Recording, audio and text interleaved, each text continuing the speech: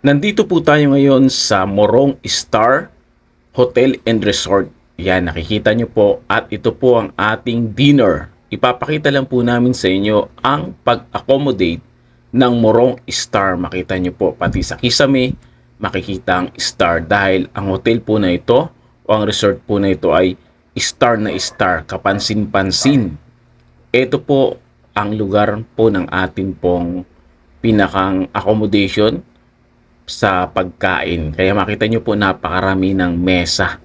Actually, hinahanap ko po yung mesa na naka-assign po sa amin. At syempre, pipila na po tayo. Iyon.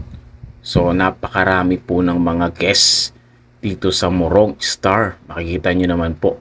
Pinilahan agad natin ang sabaw. At kasunod niyan ay yung pinaka-drinks po nila. Ayan, kung makikita po niyo ang dami ng pila.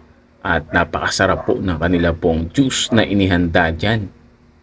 Ayan. So, sunod-sunod lang. Kailangan lang talaga ng counting adjustment sa pagpila, no? Ayan, makikita nyo po. Ayan, napakasarap naman ito. Shout out. At syempre, dito naman tayo pumila sa pinaka inihanda po nilang dinner para po sa gabi pong ito. Actually, ito po yung una po nating pag-avail ng pagkain na naka-package po. Kasi ang kasama po sa package sa binayaran po natin na 2,500 ay ang dinner, breakfast at lunch. So napaka-sulit at napaka-sarap ng kanila pong pagkain. Ayan, kaya humanap na po tayo ng table na mapupwestuhan. Ito, napakarami.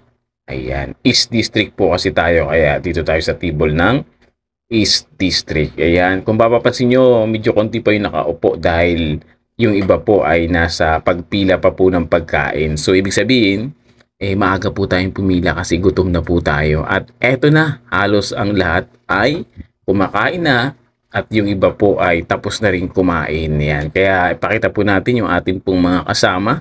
Ayan, eto yung bunso po namin na paboritong apo. Shout out! Siya po ang aming matikas na driver at ito pang isa na kasama nating vlogger, Ian. Ang pangalan po ng kanyang vlog, Sinasabi po niya habang kumakain ay meron pong sounds, merong live band po kasi dyan. Yung Morong na parang kasama pa rin po sa pag-entertain sa kanila pong mga guests. Yung kanila pong live performance. Ayan, kaya andito po yung mga kasama po natin, Shout out.